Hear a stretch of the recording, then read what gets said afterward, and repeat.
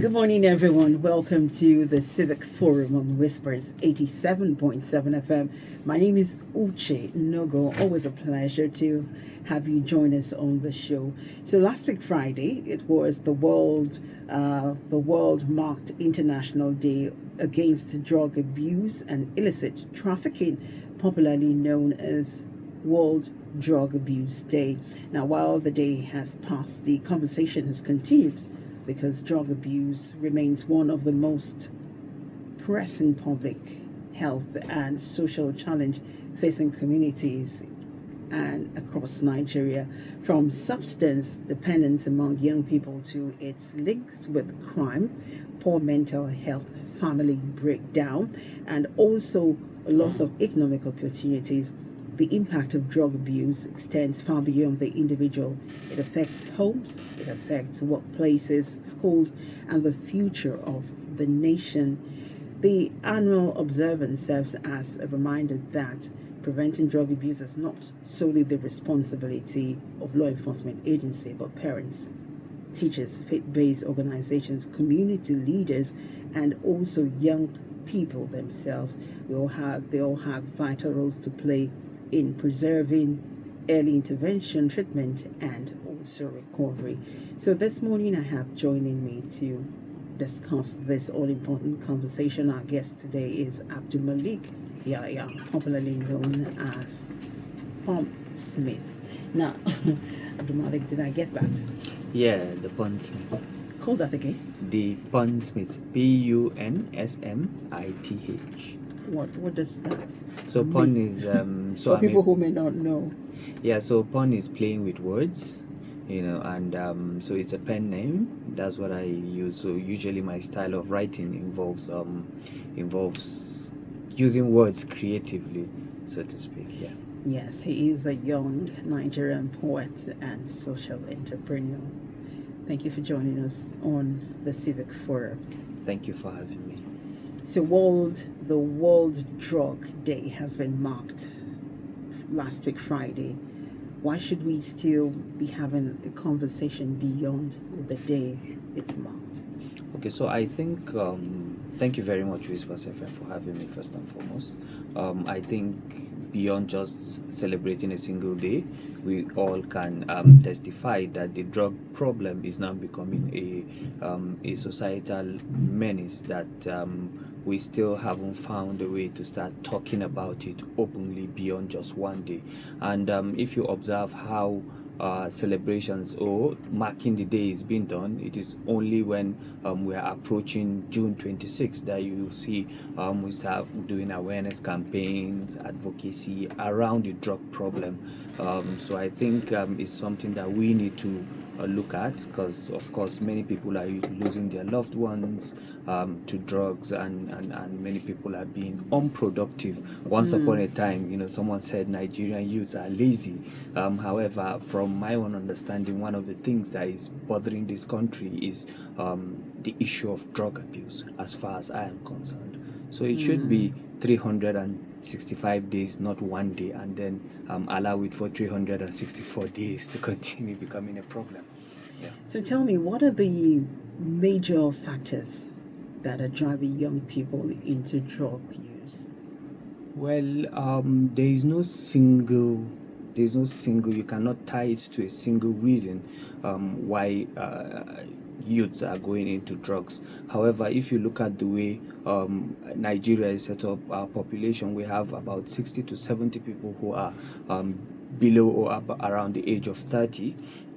And if these people don't have access to proper institutions that will care for them, I'm talking about employment, I'm talking about quality education, I'm talking about healthcare facilities that will ensure that at least they know that, oh, we are Nigerians, so they won't be hopeless, and they won't be idle, and then all these negative outlets will not come into play. And peer influence is one of the things that actually makes our young ones to start such habits.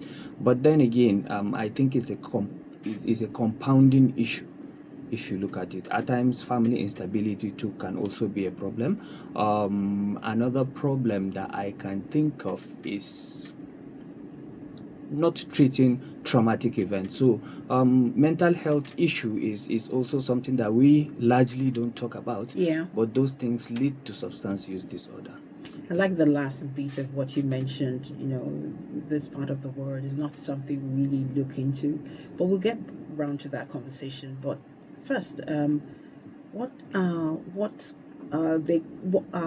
drugs that are commonly abused? I know you deal with a lot of young people because of what you do.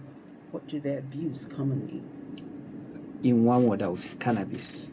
Yes, cannabis is the most widely used drugs in Nigeria. I think as of 2023, there are about 10.1 million youths or Nigerians rather taking cannabis daily on a daily basis. What's that figure again? 10.1 million daily. That's huge. That's huge, actually. And if you look at the statistics by the UNODC and Nigerian Bureau of Statistics, about 14.3 million Nigerians are abusing drugs in general. So if you take a look at this number and compare it to 10.1 million taking it daily, I mean, it's a problem. And we have other types of substances like tramadol, like methamphetamine is also one of the commonly used drugs. But when you look at it, also codeine containing cough syrups are also widely used drugs. But the first one is cannabis. In fact, it's becoming more or less like a social norm, because of how people glamorize the intake. So how can parents know what are the signs that this child is doing something?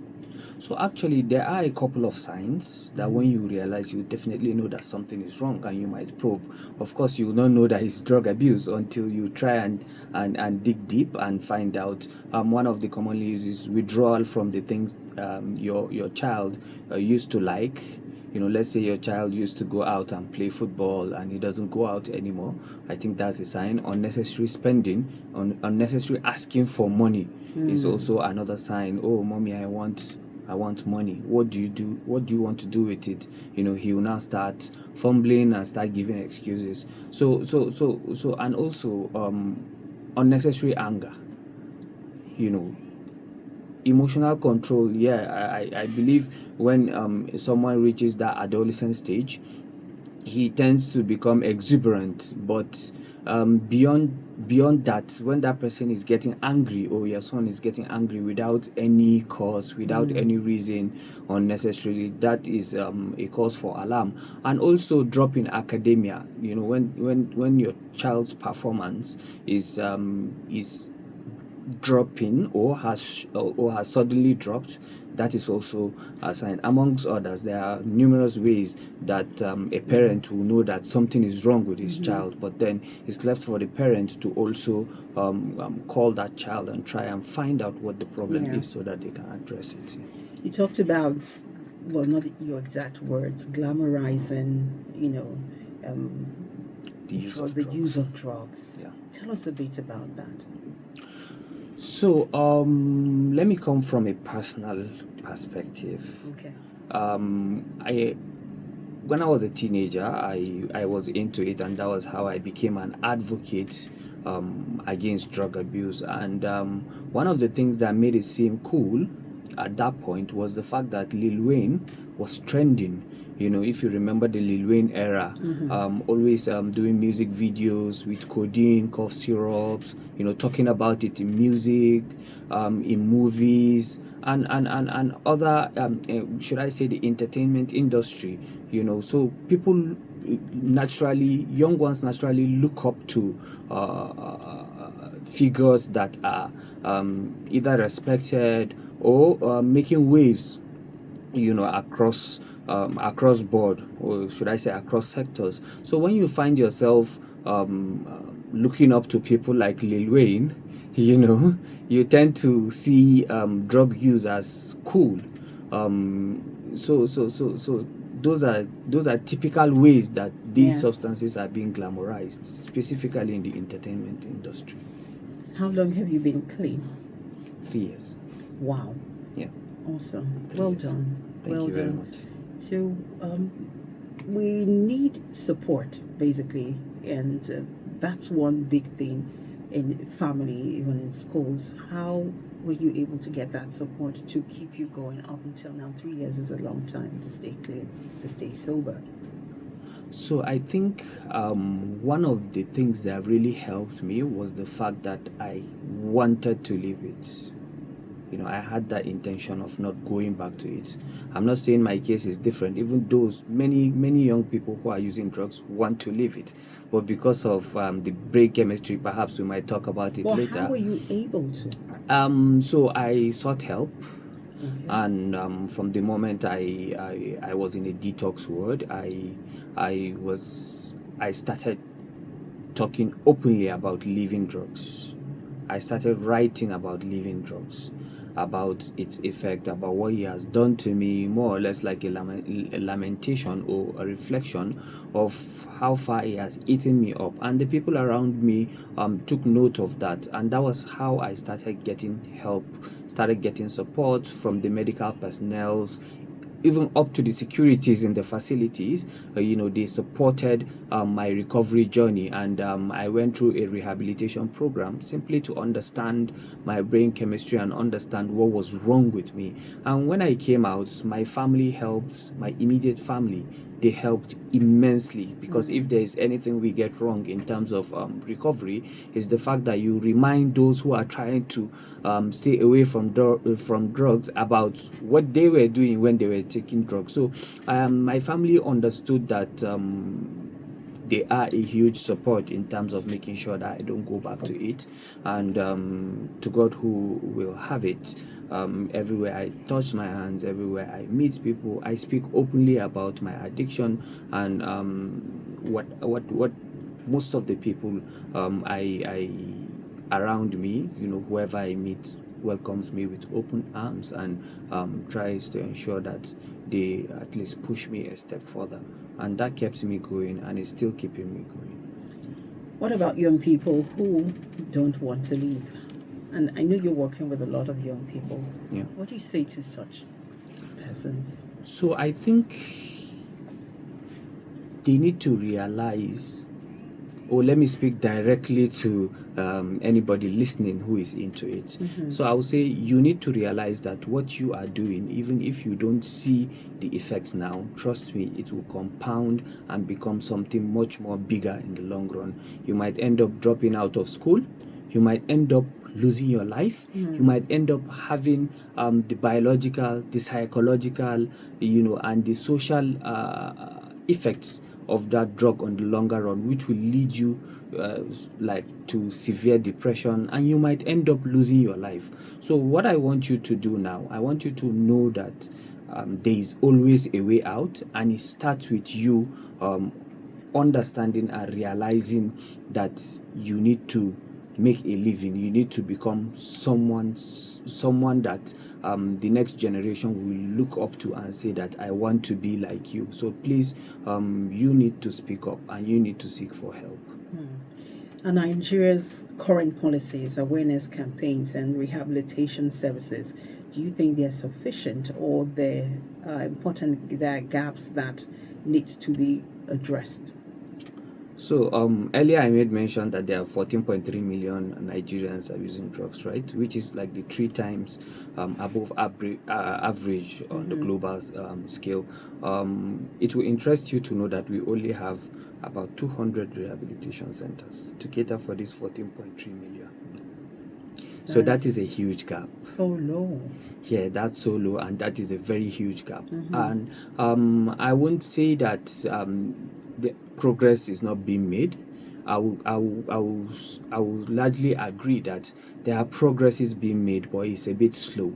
Those facilities, even those 200 facilities, the funding they are receiving is quite low when you look at it. But you have institutions like the NDLEA who are doing amazing things in terms of arrests. in terms of, in fact, recently they made a huge arrest in of Lagos. in Oyo. There was also one in Lagos. In Lagos as well. Yes. So weekly, I've been following up with their activities. They are doing a lot of things in terms of securing arrests, in terms of conviction too.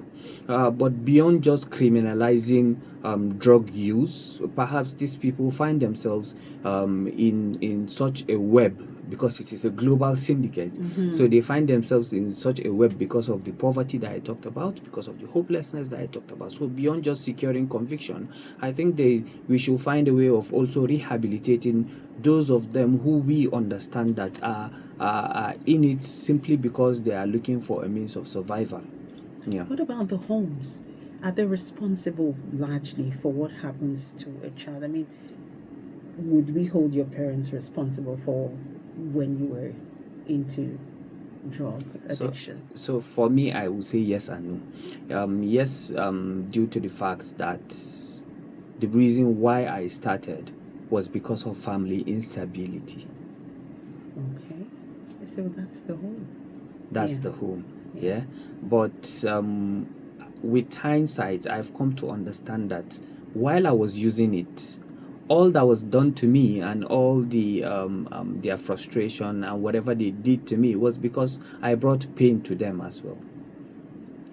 So I believe if we look at drug use as a health issue, not as a moral failure, I believe from that's from the family, on the family level, I think it will go a long way. And there's something that is bothering me nowadays, is the issue of everybody being on their device, everybody being on their laptops, working 247, without thinking about how your child is doing, without keeping away your phones or your devices and say, come, we are a family, let's sit down and talk. This is interesting, coming from a very young person, because a lot of young people are stuck on their phones in the first place. So I'm wondering that, okay, someone noticed that there's something wrong. Yeah, there is something wrong, because what it is doing is it's giving you a fantasy. It's giving you a friend that you cannot connect anymore with the people around you, with your family. And once you do that, your child might start, displaying those behaviors without you realizing. The child might end up having access to so many things that might lead him to it. So what I normally say is that I think family should bring back that those eras of tales by moonlight, where we'll sit down, where we'll sit down, small gathering, it could be once a week at least. Give 2 hours to listen to each other as a family, talk to one another, have a way of saying, oh my son, what is wrong with you?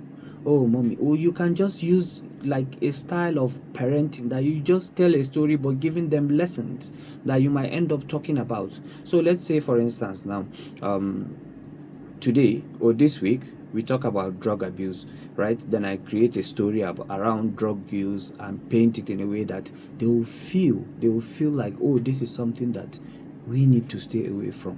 Next week we talk about something else.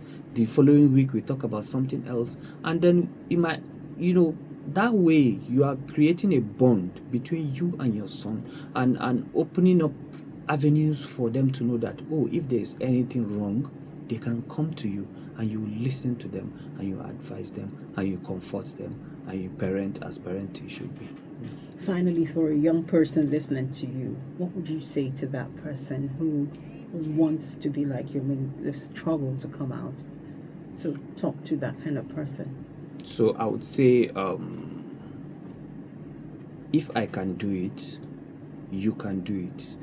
And if you think your hopes, or you don't have any hope, or you don't have any future, trust me, there are many people who abstained and who are now doing waves. I mean, today I'm a peace ambassador, I'm a this, I'm a that, and people are looking up to me without realizing that I am also trying to find someone to look up to, or have people I'm looking up to.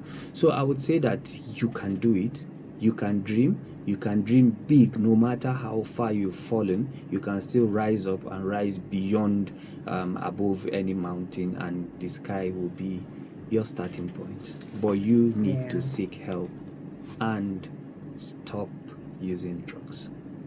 Abdulmalik, thank you so much for sharing your experience with us, your personal story. Not many people are confident to talk about their experiences. Thank you so Oh, much. thank you very much. I actually wrote a book, a collection of poems about, Okay. yeah, The drug Punsmith. abuse.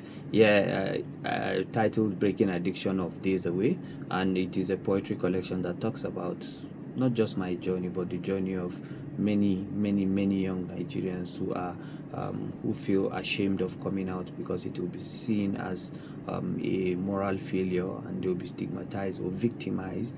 And I penned something down, and I started when I entered rehabilitation. That first day, I realized that, oh, I'm in this detox world for a purpose, and I started writing my thoughts, my reflections, up until the last day of, my rehabilitation. So you do 1 month detox. If you want to go home, fine. If you are motivated to continue the abstinence, you go for a 3 month rehabilitation program. And I ended up doing that whole 4 months. Yeah, so I wrote down my thoughts. I wrote down, Interesting.